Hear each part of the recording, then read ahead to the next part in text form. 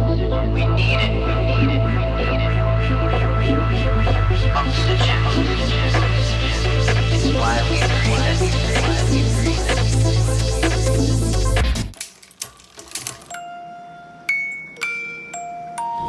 Hey everyone, welcome back to Small Biz Stories. Every week we bring you different entrepreneurs and small business owners who have, well, they've figured out one thing and how to do it really well.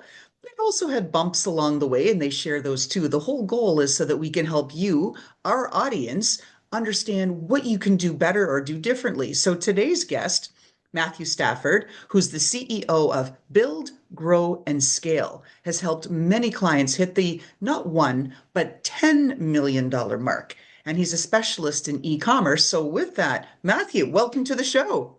Thank you. I'm looking forward to having the conversation. Oh, we all are, because we all want to know. And first we'll start off, what are you good at, Matthew? Tell us what your special sauce is. What are you really good at?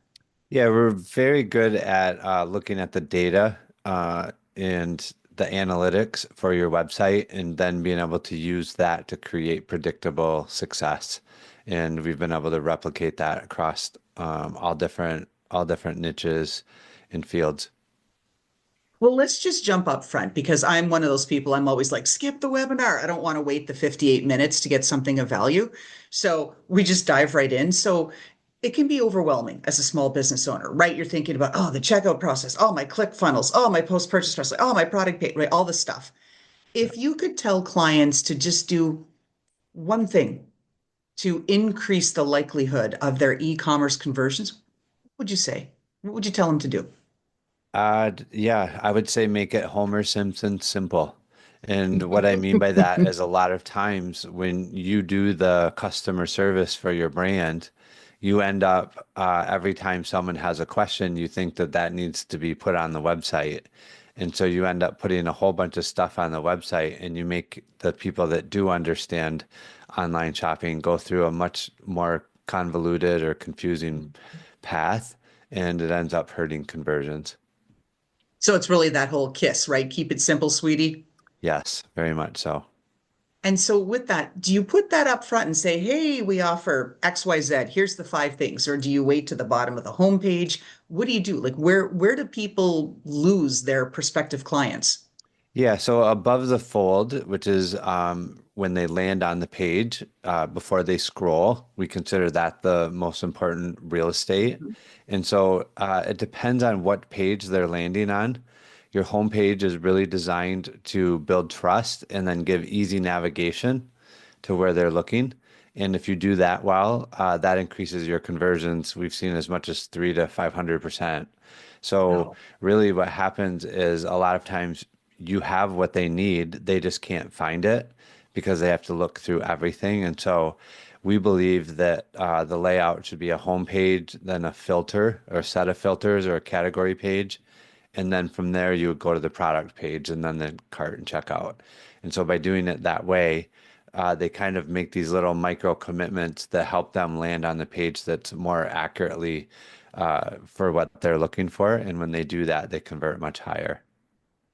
Oh, excellent. And I've still got this visual of Homer Simpson, right? Like the guy wants donuts. Like make it easy to get to the donuts, right? Yeah. Yeah. And we always say that each page the should only have one most important action and it should be very obvious. So if it's a button to click, then that button shouldn't blend in with everything else. It should be a different color. So if your theme is black and yellow, you don't want to use black and yellow buttons. You would use green or blue or a different color so that it would stand out. And then that way they would go, oh, okay, when I'm on this page, that button is the next most important thing. Got it. Now, when we talk about the numbers, and so you said, oh, okay, they can get 300% higher conversion rates up to 500%, a lot of these numbers. So your specialty, as you opened with at the start of the show, is looking at all of that back end data, all those Right. numbers. Yeah. Do you see clients who don't look at the numbers? And should they look at the numbers if they're not? Yeah, I would say most don't because if it's not filtered or if it's not cleaned up in a way that's easy to sort through, Google garbage in, garbage out. So if it's just all dumped in there, it makes it very difficult to sort through and do that. So for sure, I think that that's really important because otherwise you're just throwing stuff against the wall and trying to figure out what's working and what's not. Where we can look at the data and see exactly where they're falling off or what step they're not completing. And then we go in and we fix that and keep moving them closer towards the desired action. And the reason why we've been able to do it for 10 years and create predictable success is because that data, when you're making decisions with data, it's very accurate. I want to talk about the other side of the data, specifically the human side. I'm a data wonk too, PhD scientist, all this sort of good stuff, and can hang with the numbers, but it's about that human connection. And so what have you learned in your journey with Build, Scale, Grow about your clients? Like, talk to us about that because you're dealing with people who have had some success, but they want to get to that next level.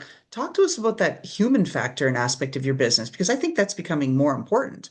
I think it is, and I would say the one of the most common things that indicates that the brand is going to be successful has to do with their customer service, how well Mhm. they do it, and how they treat the person.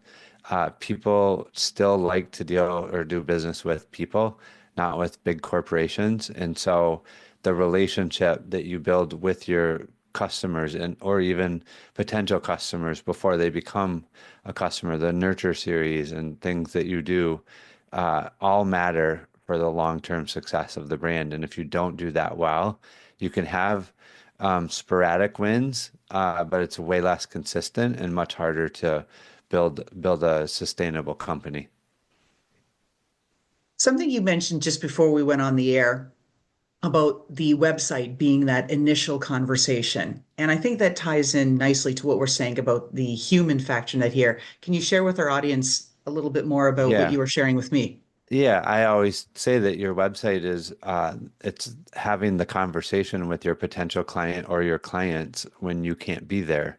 And so if it's not doing a good job of telling them why you're uniquely valuable or how you take care of your people or the quality of your products and what they're made from, all of the things that people need in order to make a buying decision, then it's you're not going to see the same amount of success. If it does a really good job of communicating those things, then it's actually selling for you before you actually get to send an email to them. And let's talk about trends because I've heard, ClickFunnels were like the e-commerce trend, and that's kind of going south. Not quite the way of Blockbuster or Radio Shack or anything like that, but going south. I've also heard that lead generation on websites is going south. It's more about client cultivation. What are you hearing? Um, I think probably whoever's trying to come up with the new marketing tactic that they're trying to sell people is going to claim those things. Uh, they're all still working. Mhm. It's just they might be they might have found, their legacy clients and that's who they're focused on dealing with. But there's always going to be new ways and new things coming along that will capture people's attention. I think that the truth of the matter is they probably all work.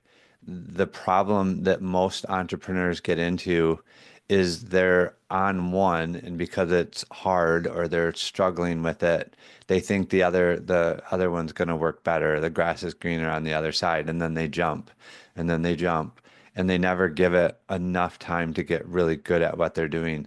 But we have clients that are doing very, very well with ClickFunnels and doing very, very well with Go High Level and doing very well with Shopify. And so they all work. It's just a matter of the entrepreneur saying, okay, this is my lane. This is what I'm going to get good at. And it doesn't matter if it's going to take me 6 months or 18 months. I'm going to figure it out. We work with a lot of small businesses who are setting up Go High Levels, Salesforce, HubSpot, Yep. all of the other Insightly, Pipedrive, all of the sorts of flavors of all of those kinds of things. And so I want to make it clear, none of them, right, do I have any endorsements for or anything. Uh, they're all good, just depends on what the client needs, right? Some are better than others, depending on where Yeah, the I client's at. think depending on what their needs are, some are better than others Right. for that particular business or the way that they operate, for sure. And when you talk about that with the clients and what they're doing as they're setting up their sites, one of the things that I've seen a lot of is clients are just, they're getting overwhelmed. They don't know where to go, what to do. It's too much coming at them. And we all as vendors are like, do this, try this instead, change this. What do you say to all of those folks who are spinning and just having difficulty making a next step decision? Yeah, I think that's probably why I've leaned so heavily into the data because the truth of the matter is there is like 8 or 10 things that you can always be doing. Uh, the issue is that's really difficult to be sustainable. And so what we're trying to do is find where the break is, fix that first, or a lot of times we'll start at the checkout and really dial that in because that creates more money. And then when you fix the product page, it creates more money. And then when you fix the filter, it creates more money. Where a lot of times I see the owners go, oh, the homepage, it's so important. And that's what they're looking at. And they think that that feels important. But if they make that work better, it just gets more people to the filters or the category page. It doesn't actually make them more money yet.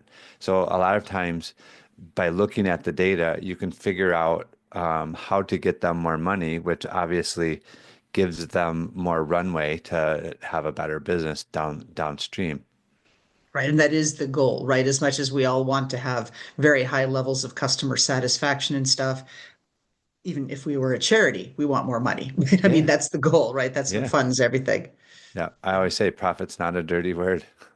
Exactly, right? And well, I'd say along the same lines, you can blend socialism and capitalism. It's okay to be a social entrepreneur, make money for yourself and do good for the community. It's okay. The two are not mutually exclusive.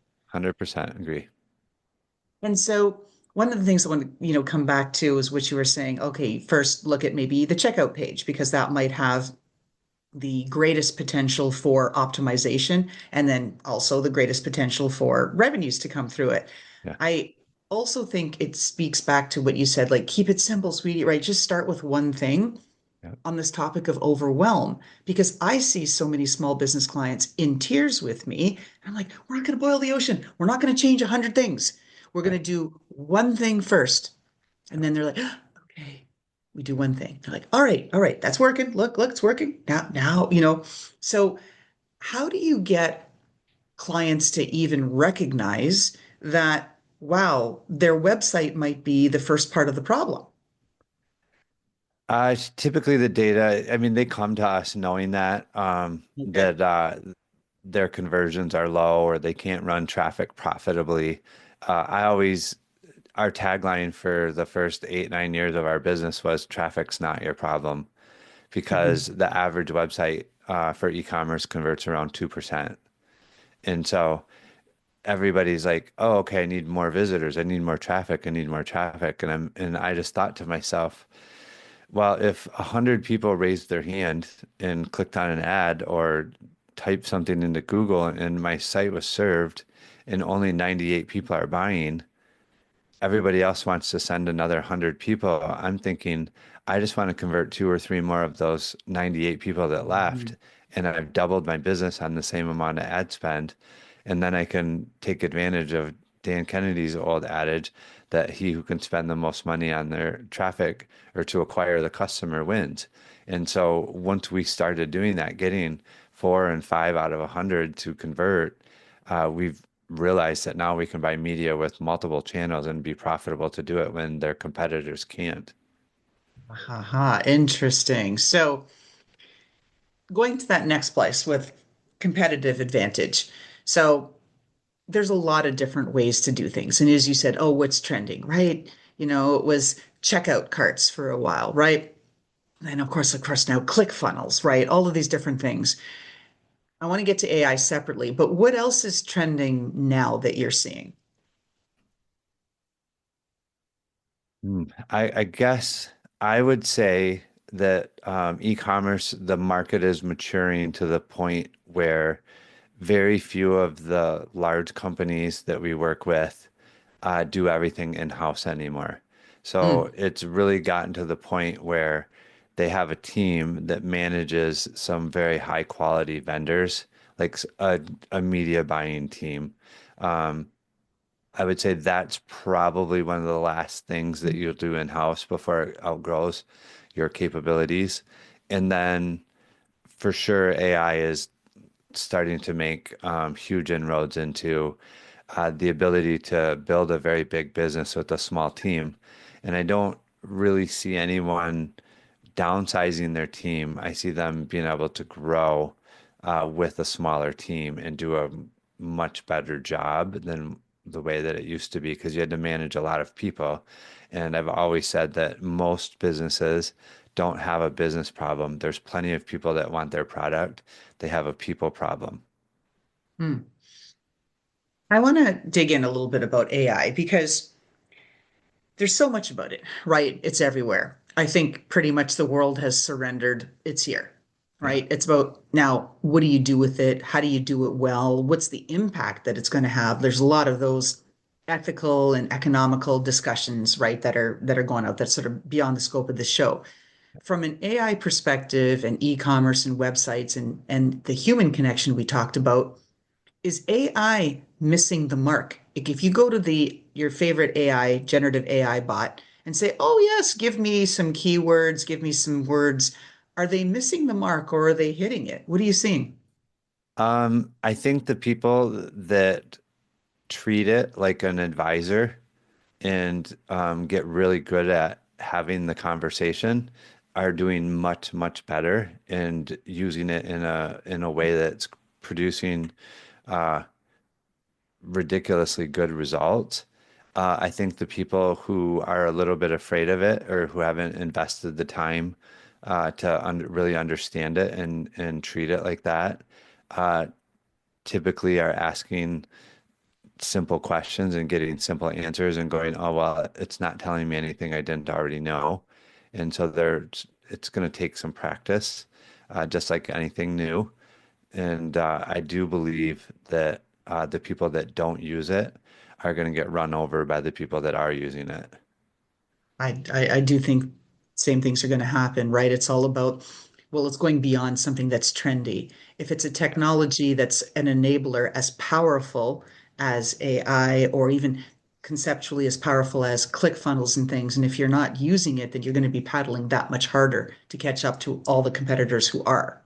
Yeah, and just damaging a mission for ourselves. We're really, really good at data and analytics and optimizing the customer journey. We're not super great at marketing what we do for a living.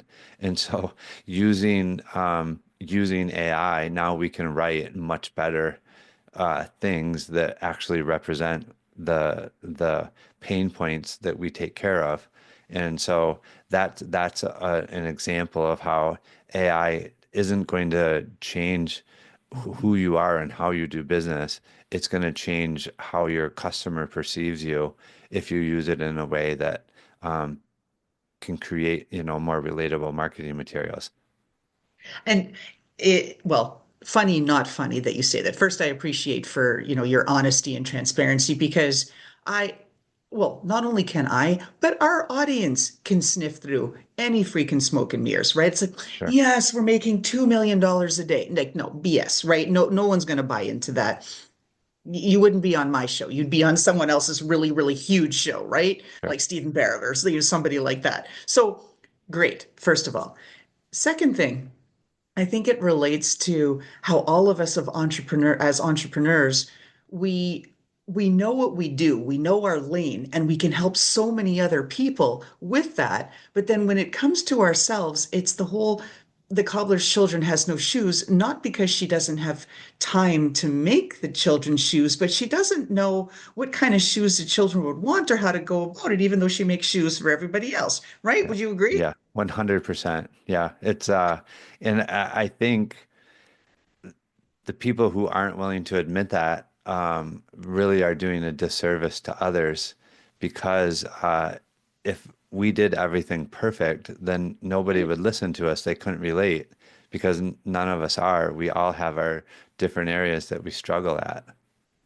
Oh yeah, and it's just I think a key thing too is yes, know your lane, own your lane, experiment, touch the edges of the lane on both sides. I'm all for that. Like I like, living on the edge and the bleeding edge. Like I spent a lot of my career on the never mind leading edge, like bleeding edge, like I'm, over the edge already.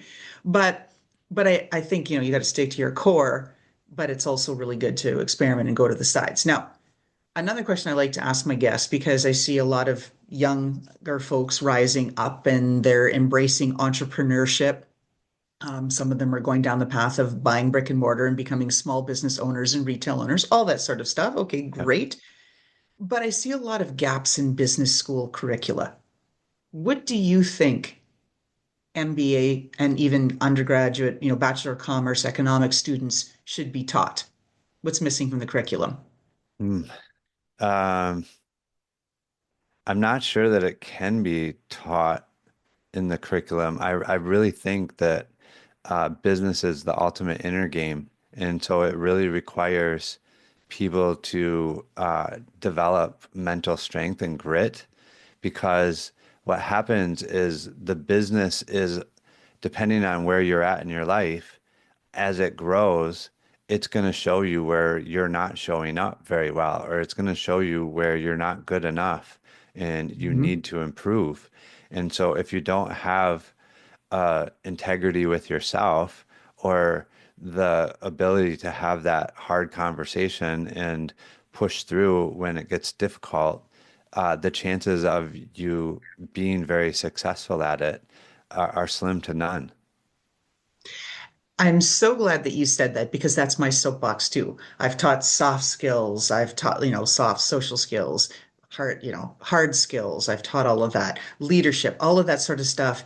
But when people ask me and say, well, what's one skill that can't be taught? I'm like, grit. You Yeah. cannot teach grit. You can teach techniques for resilience and adaptability, but you can't teach grit. You Yeah. either have it or you don't. Yeah, or you develop it. It is a skill. I Okay, do believe fair, it's a skill. fair.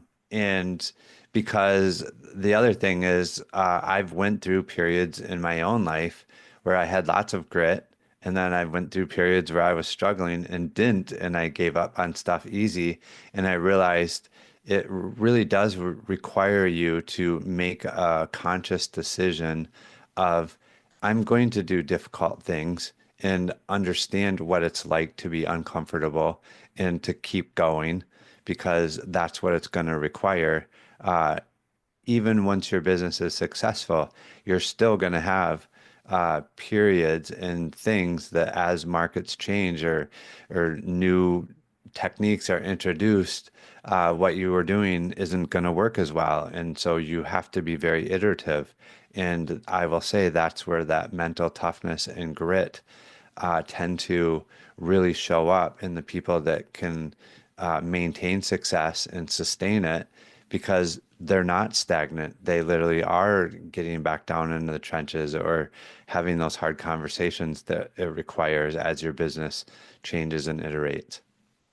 Oh yeah, it's fall down seven times, get up eight, right? Yeah. I mean, Yeah. it's what we all have to do as entrepreneurs. Yeah. And And if they say they haven't fallen down, they're lying. well, that's just it, right? It's like I've seen your social media. It is a curated micro slice of what your reality is. Guaranteed, honey. It's not like that. Yeah. None of us just woke up like this. Yeah. Sorry, right? Yep. Same with our businesses. And this is the thing I think if I was asked, okay, what should business schools be doing more of? And just because we share in that whole like grit piece of it, that it isn't all bros and Lambos and just, unicorns that are, tinkling glitter, right? That's not how that works because the pressure never goes away. To your point, when you're starting up as that small business, you're like hustling, hustling, trying to get the sales, trying to get some more sales. And then when you get to that place where you are, like you say, teaching others and build, grow, scale, now you're growing, but you're still going to have issues because now you've got other employees and mouths to feed. So you got to keep that engine going. And then Yeah. you're trying to scale. And oh my God, you're trying to do it all efficiently. So you just don't pay 100 people to do it all. So Right. the pressure never leaves. Right. It just changes. It has a different face. Yeah. That's right. It morphs. Yeah. And I wish that business owners would know that. There's many that I've talked to and just like, oh, I thought this would be so much easier. Oh my God, it's killing me. It's so freaking Yeah. hard. I think most business owners had a problem and they solved it. And Yes. they a lot of times solved it in a very good way. And so now they want to help other people that had that problem solve it. And when they're doing that, they could be very good at the deliverable, but there's a lot of other surrounding aspects that are required for that deliverable to happen, and they may not be good at those things. We see a lot of doctors are extremely good at their craft, but they're terrible at running a business. And so it just happens to be that, the ones that find the support that essentially, shores them up where they're not great, um, are the ones that actually do very well. And so I think being very honest and again, having that hard conversation with yourself about where you are very good and where you're not very good and find someone that is. That's so well said because that's just it, right? We can't be masters of everything, right? It doesn't work. We all have gaps Yeah. and just trying to find And the people speed that, of business now compared to where it was 10 years ago is so much faster that it's really ridiculous if you think that you can do all of it and be at world-class level. no, you can't even get to average. Right. I agree with that. Without, right? Without all the techno automation, without the offshore support, without the inshore and nearshore folks who are helping you do a lot of the heavy lifting, without that, like it's just Yeah. it's mind-boggling. Never mind even from 10 years ago, even from 2 or 3 years ago, we just coming out of the pandemic and people were Yeah. like, okay, like we did some kumbayaing, it's all good. We got through COVID together, but now it's like, oh, wham, you Yeah. know, everybody got hit. Yeah. Agreed. It Yeah, changed it changed overnight, and then 2 years later it changed again yeah, overnight. And so yeah, it's yeah, there was a lot of whiplash going on. for sure, right? And we've just seen that whiplash, not just from the, post-COVID and attitudes and ideologies. That all changed and what the expectations were. Then we saw the massive shift in the last, really, especially the last year and a half since the formal launch of ChatGPT, where it went mainstream. I know it was available before. I used it before. And that we saw that. And now, of course, there's all different economic uncertainties, tariffs, if you're in supply chain, like all of this sort of stuff, right? It's just everything's changing every day. Yeah, the Nothing. tariffs are certainly affecting a lot of people that Oh, yeah. imported their products. And so that's just, again, like we said, that's another thing that you don't have control over it. But you need to figure out a solution. And that's just the name of business is if there weren't problems, your business wouldn't exist. So really, if you think that you're going to have a business without problems, it's kind of a far-fetched idea. Right. Yeah. Be adaptive, be responsive. Exactly. So, Matthews, we're just wrapping up our show here. How can people find you? Our website is buildgrowscale.com, and my email is very simple, just matt@buildgrowscale.com. Go through our website and see what we do. We really optimize the customer's journey so that you get 4 or 5 of those buyers out of 100 instead of 2 or 3, and it makes your business a lot more profitable, a lot more fun. Excellent. Now, I've got one last question. It's my signature question. We always want to look into the closet of our guests and find out what pair of footwear, sneakers, boots, whatever, personifies who you are. Describe that footwear to us. Well, I'd say probably tennis shoes. I love to play tennis. I like to exercise, and health is a big part of my life. So I would say probably you're going to find some tennis shoes. Excellent. So, with that, everyone, thank you for listening here to Matthew Stafford, founder of Build, Grow, Scale. And you can check us out every week. We've got new episodes coming at you. Thank you. Thank you, Matthew. Yeah, thanks for having me. I love the conversation. And how about that fantastic intro by Touch Circle?